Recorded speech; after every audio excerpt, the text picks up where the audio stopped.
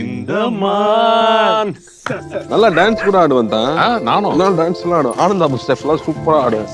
அந்த சத்தம்லாம் இல்லாம மொத்தமா சந்தோஷமா இருந்துட்டு வந்திருக்கோம். 3 மணி நேரம் படம் போனதே தெரில. எங்க அரவிந்த் சாமி அண்ணனும் எங்க கார்த்தி அண்ணனும் செம்மையா மிரட்டி எடுத்துட்டாங்க. இந்த பாசத்தையும் அந்த உணர்ச்சிக்கும் அந்த குடும்பத்துக்கும் அந்த சொல்லவே முடியாத நிகழ்வுகள்.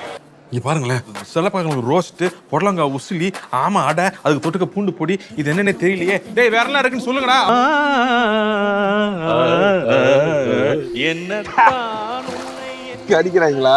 சூப்பரா பண்ணியிருக்காங்க. 3 மணி நேரம் ஓடுறதே தெரியல.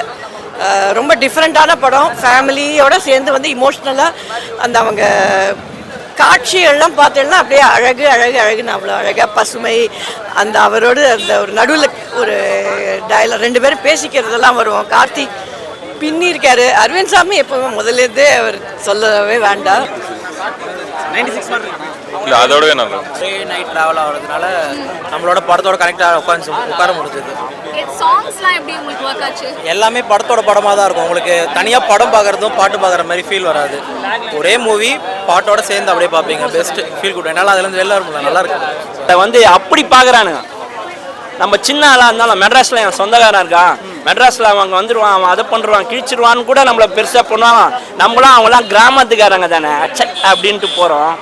பட் நம்ம கூட கொஞ்ச நேரம் ஊரில் இருந்தாலும் அவன் நம்மளோட இருந்த நிகழ்வுகளை அவன் சுமந்துட்டு இருக்கான் வாழ்நாள் ஃபுல்லாக. நம்ம பெரிய பெரிய மயிர்னே சொல்கிறேன், மயிர்னு நினச்சிக்கின்னு நம்ம இங்கே வாழ்ந்துன்னு இருக்கோம். அப்புறம் தான் தெரியுது நம்ம சொந்த பந்தங்களை விட்டு இருக்கோம்.